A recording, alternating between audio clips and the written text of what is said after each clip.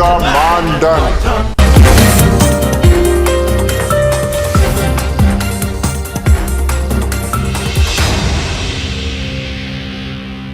आप देख रहे हैं अपना बिहार और आपके साथ मैं हूं विवेक। आरा से एक बड़ी खबर आ रही है जहां गेहूं के खेत में आग लग गई।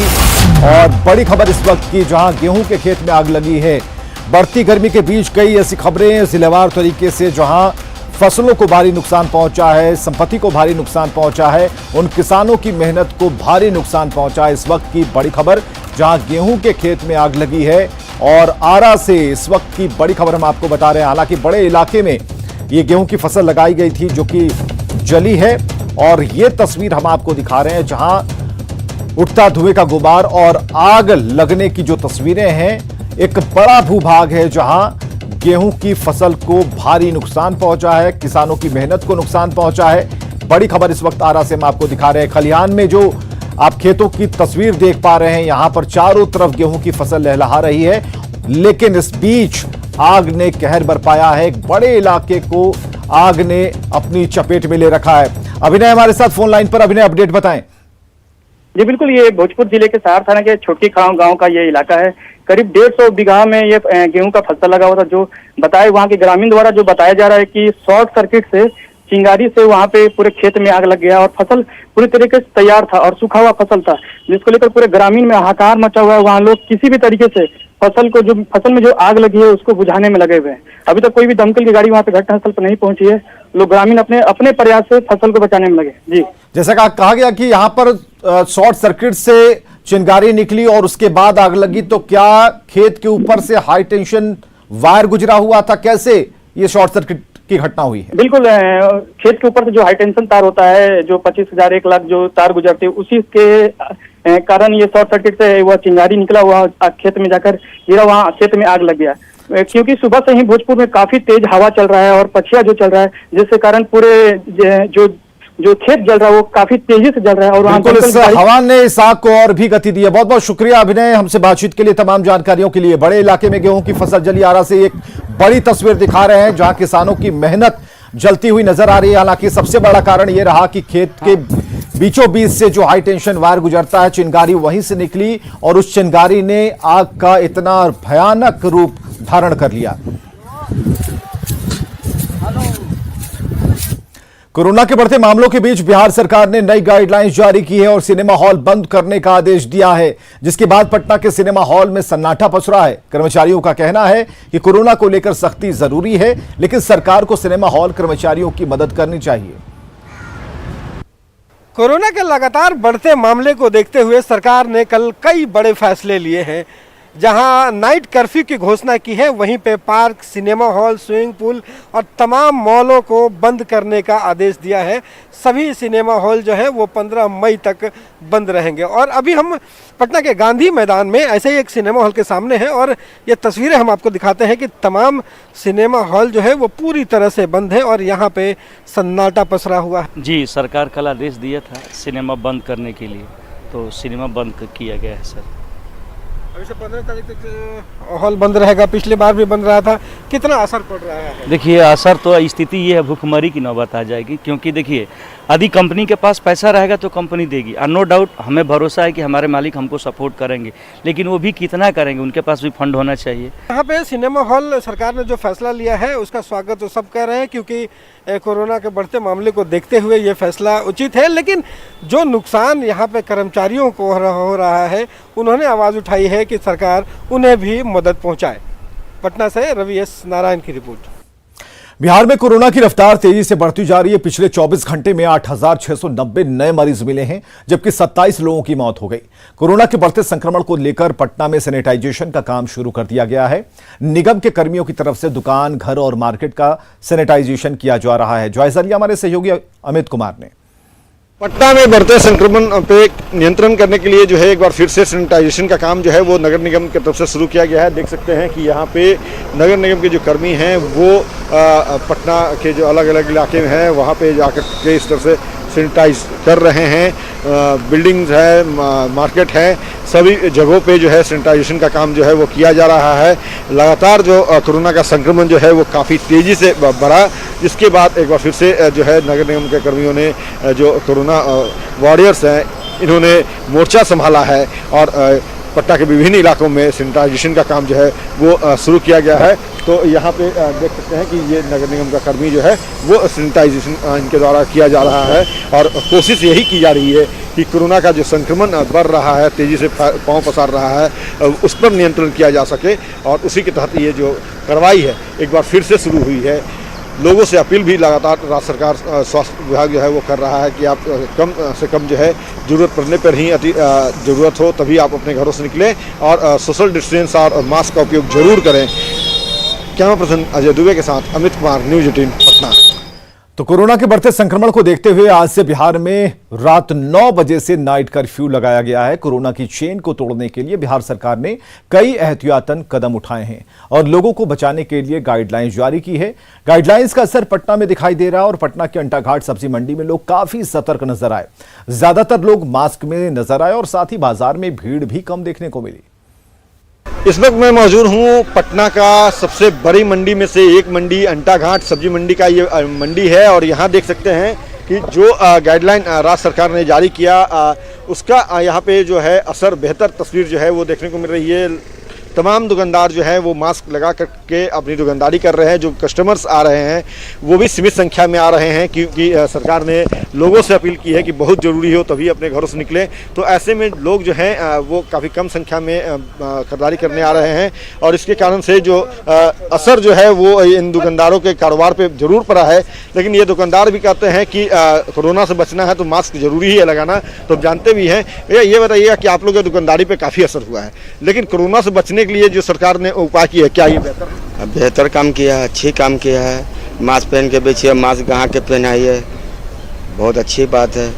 कुछ बचना है तो कुछ करना है, कोरोना से बचना है तो कुछ करना पड़ेगा। ये बताइएगा कि आपके दुकानदारी पे कितना असर हुआ है? असर तो बहुत पड़ रहा है भैया, बाकी लोग आ ही नहीं रहे हैं तो असर तो पड़ ही रहा है ना। लेकिन कहीं ना कहीं फायदा भी तो है कोरोना तो है, ऐसा कोई बात थोड़ी है कि फायदा नहीं है, फायदा है। हाँ कोरोना कमेगा है।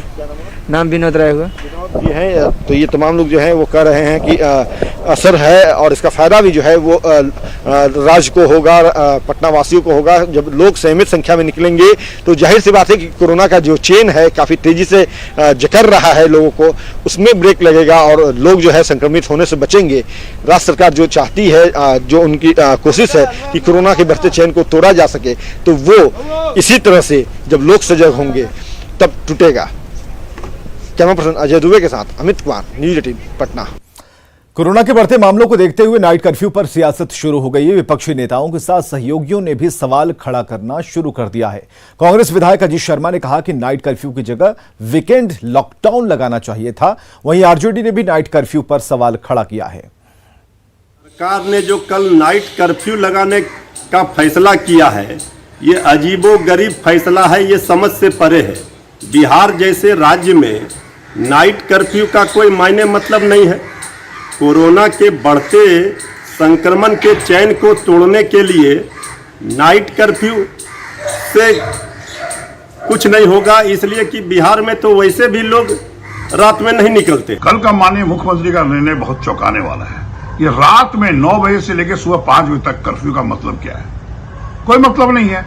ये तो बॉम्बे, दिल्ली जो बड़े शहरों में जहां नाइट लाइफ होता है वहां लगाया जाता है और वहां भी तो अभी कोई नहीं निकलता है। बिहार में 9 बजे रात से 5 बजे सुबह तक कोई नहीं निकलता है, इसलिए कर्फ्यू का मतलब नहीं होना। यह चाहिए था हॉस्पिटल में जो ऑक्सीजन उपलब्ध है उसकी व्यवस्था करिए। प्रदेश बीजेपी अध्यक्ष डॉक्टर संजय जायसवाल ने भी अपने फेसबुक पोस्ट में नाइट कर्फ्यू पर सवाल खड़ा किया। उन्होंने लिखा कि मैं इस बात को समझने में असमर्थ हूं कि रात का कर्फ्यू लगाने से कोरोना वायरस का प्रसार कैसे बंद होगा।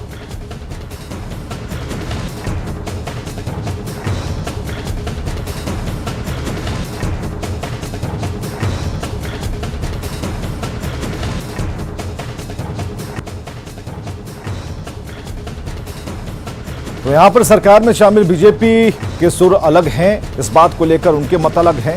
और बिहार बीजेपी के प्रदेश अध्यक्ष ने साफ तौर पर कहा कि भाई नाइट कर्फ्यू का यहां क्या मतलब है, यह समझ से परे। हालांकि बीजेपी ने अपनी तरफ से एक अवधि जरूर बताई थी कि जिसके दौरान लॉकडाउन लगाया जा सकता है और इसकी चेन को तोड़ा जा सकता है। इधर जेडीयू सांसद सुनील कुमार पिंटू ने पूर्व मंत्री मेवालाल चौधरी के निधन पर दुख जताया, साथ ही इस मुद्दे को लेकर सियासत न करने की सलाह दी। हम लोग के साथी माननीय विधायक मेवालाल चौधरी जी का आज जो सुबह निधन होने की सूचना आई है बहुत ही दुखद है। हम लोग सबके साथी थे और इस कोरोना के उसमें कारण उनकी अगर मृत्यु हुई है तो बड़ी दुखद समाचार है। इसमें राजनीति करने की जरूरत नहीं है।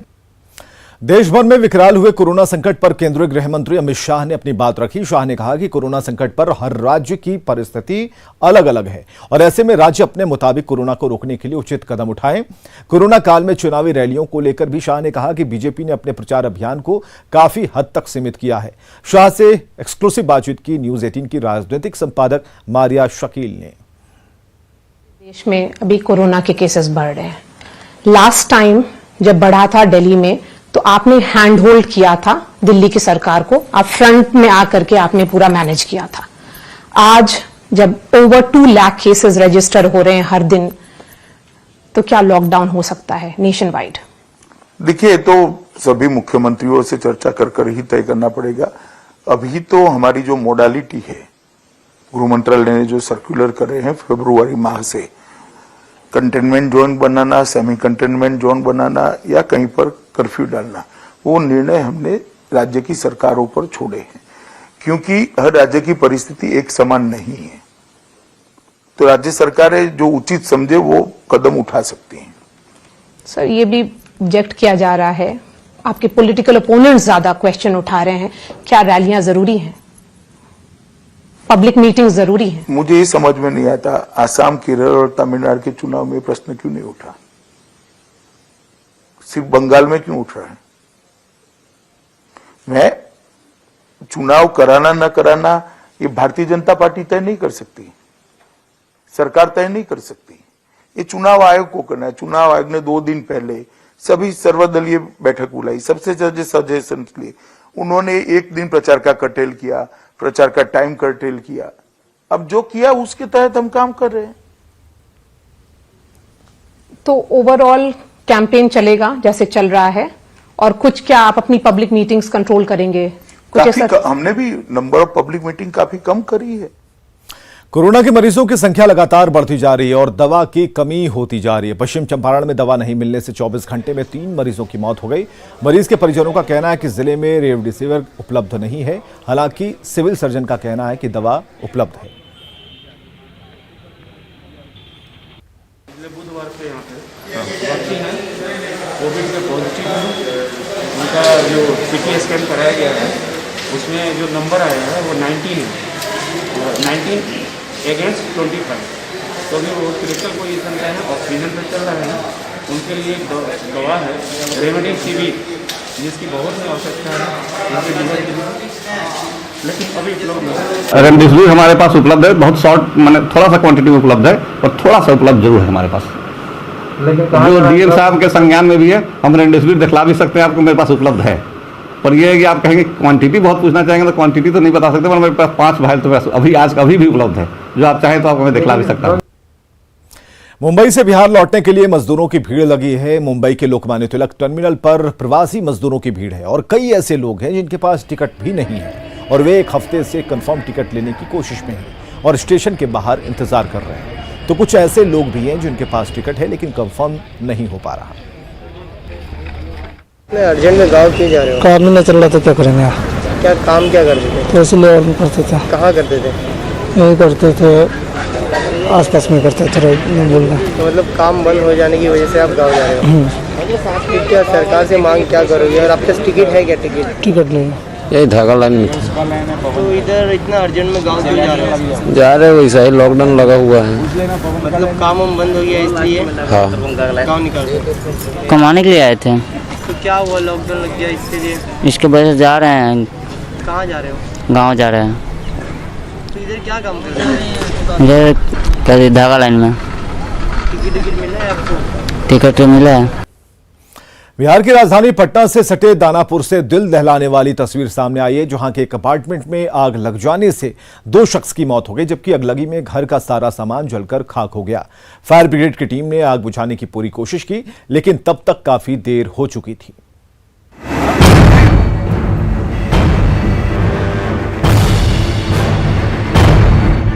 राजधानी पटना में आग ने तबाही मचाई है। अपार्टमेंट के बिल्डिंग में लगी आग ने एक परिवार को उजाड़ दिया। तस्वीरों में आप साफ तौर पर देख सकते हैं कि कैसे आग की लपटों में दो जिंदगियां खत्म हो गईं।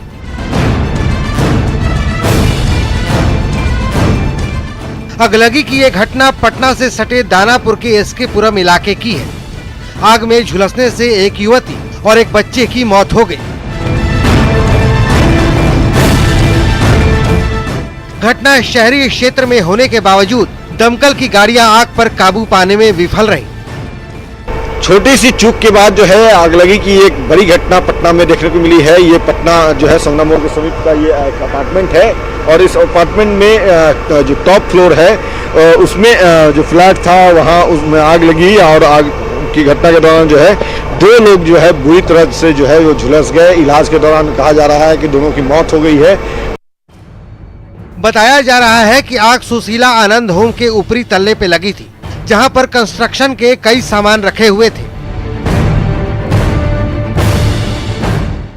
आग लगने से घर में रखे सिलेंडर में भी ब्लास्ट हो गया था, जिससे आग ने भयावह रूप अख्तियार कर लिया और अगलगी में लाखों का सामान भी जलकर खाक हो गया। शॉर्ट सर्किट से आग की आशंका जताई जा रही है। अगलगी की वारदात पहले सुबह हुई, लेकिन उसकी सूचना स्थानीय पुलिस को सुबह करीब 6 बजे मिली।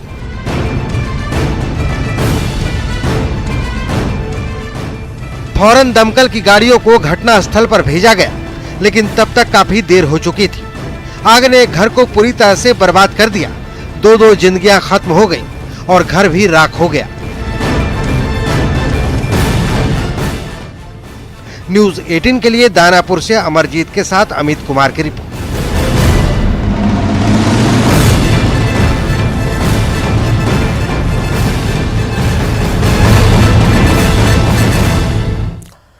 और बड़ी खबर है समस्तीपुर से, जहां विद्यापति नगर में 2 पक्षों में पथराव की खबर है। इस वक्त की बड़ी खबर समस्तीपुर से, जहां 2 पक्षों में पथराव हुआ है। मौके पर पुलिस पहुंच चुकी है और चोरी के आरोप के बाद यह झड़प शुरू हुई।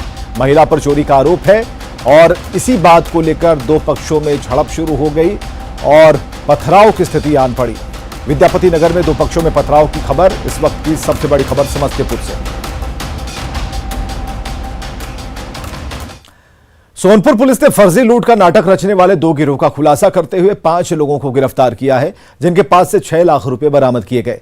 सोनपुर के एएसपी ने बताया कि दोनों घटना नया गांव थाना क्षेत्र में की थी और 2 प्राइवेट कंपनी के सेल्समैन ने अलग अलग 2,91,000 और 4.5 लाख रुपए की लूट का मामला दर्ज करवाया था, लेकिन पूछताछ में पता चला कि लूट की फर्जी FIR दर्ज कराई गई है। इसके बाद जब ये लोग से पूछताछ किया गया तो ये पैसा विभिन्न जगह पर रख दिया था, अपना ही ठिकाना लगा दिया था। इसका पैसा रिकवरी हुआ है 2,09,000, कितना हुआ जी? 2,09,500। 2,75,000 में से 2,95,000 में से 2,09,500 बरामद हुआ है। मुजफ्फरपुर के शहीद खुदीराम बोस सेंट्रल जेल से 2 कैदी फरार हो गए। हालांकि दोनों को पकड़ लिया गया। दोनों कैदी जुमन और अभिषेक जेल की ऊंची दीवार फांदकर फरार हो गए थे, लेकिन कुछ लोगों ने कैदियों को भागते देखा। पुलिस को खबर दी और इसके बाद पूरे इलाके को घेरा गया और फिर दोनों को पकड़ लिया गया। जांच में पता चला कि 3 कैदियों ने दोनों को भागने में मदद की थी। एसडीएम ने बताया कि 5 लोगों के खिलाफ मामला दर्ज कराया गया है और कुछ सुरक्षा कर्मियों की भूमिका भी संदेह के घेरे में है, जिनके खिलाफ कार्रवाई होगी। 2 कैदी 3 अन्य कैदियों की मदद से भागने का प्रयास कर रहे थे। हम लोगों ने टाइमली इंटरवेंशन किया और सभी लोगों को पुनः गिरफ्तार कर लिया। 2 भागने वाले कैदी जिनको हम लोगों ने जेल के अहाते से ही रिकवर किया, उस पर प्राथमिकी दर्ज की जाएगी। साथ ही जेल के अंदर जो इंटरनल व्यवस्था में लैप्सेस हुए उस पर भी हम लोग इंक्वायरी करके जो दोषी कर्मी होंगे उस पर कार्रवाई होगी। चलिए अब दिखाते हैं आपको बुलंद हौसलों की कहानी, बड़े हौसलों की एक ऐसी कहानी जो दिलखुश कुमार की है। दिलखुश बिहार के मधेपुरा में ऑनलाइन टैक्सी उपलब्ध कराने वाली कंपनी आलिया गो के फाउंडर और सीईओ हैं। दिलखुश ने फेसबुक पर अपनी जिंदगी का एक वाकया शेयर किया जिसकी चर्चा हर तरफ है। खमठोक ठेलता है जब नर पर्वत के जाते पुआ उखर, मानव जब जोर लगाता है पत्थर पानी बन जाता है।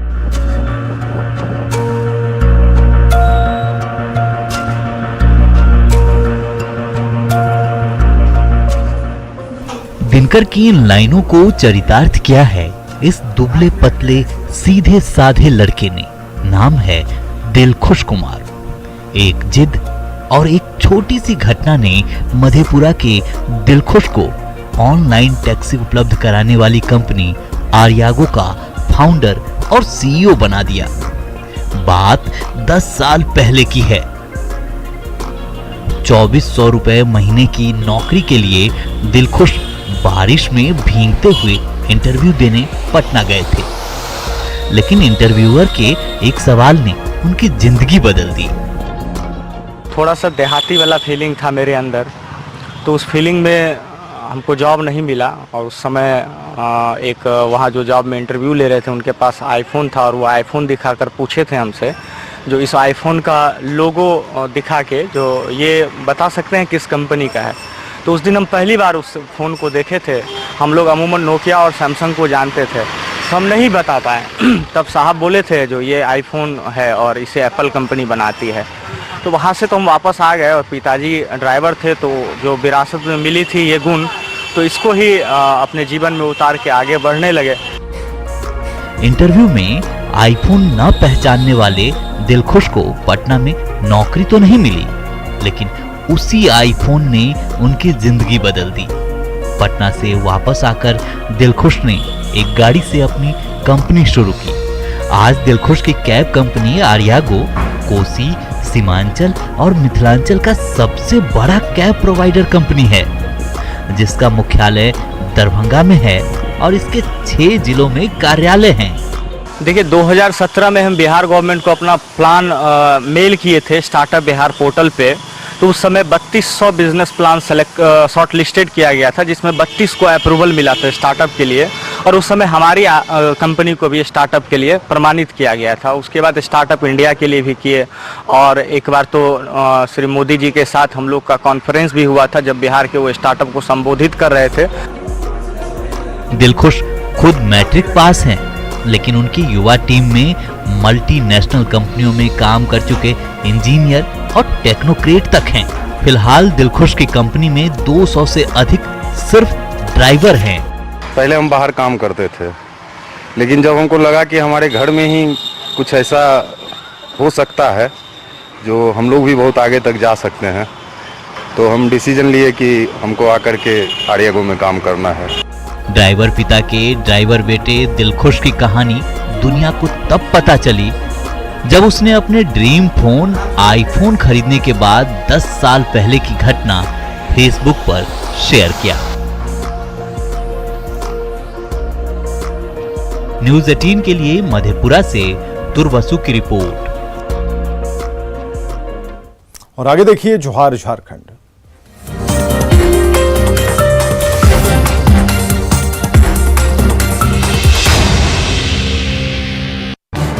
इस न्यूज हेडलाइंस के प्रायोजक पेट सफा आयुर्वेद